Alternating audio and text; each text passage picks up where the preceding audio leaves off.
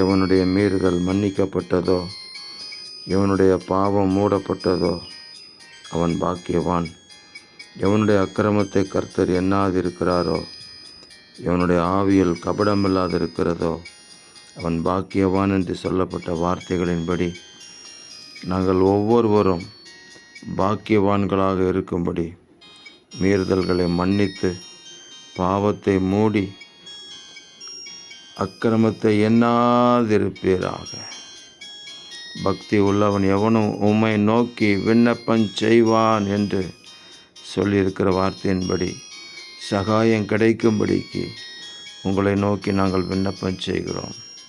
அபிஷேகத்தினால் நுகம் முறிந்து போகும் என்று சொல்லப்பட்டிருக்கிற வார்த்தைக்காக ஸ்தோத்திரம். எல்லா நுகங்களும், பாவ நுகங்கள், சாப நுகங்கள் முறிந்து ஆசீர்வாதத்தின் வாய்க்கால்கள் திறக்கப்படுவதாக. தேவரீர் அப்படி செய்கிறதற்காக ஸ்தோத்திரம். இரட்சகர் இயேசு கிறிஸ்துவின் நாமத்தில் ஜெபிக்கிறோம் பிதாவே. ஆமேன், ஆமேன், ஆமேன்.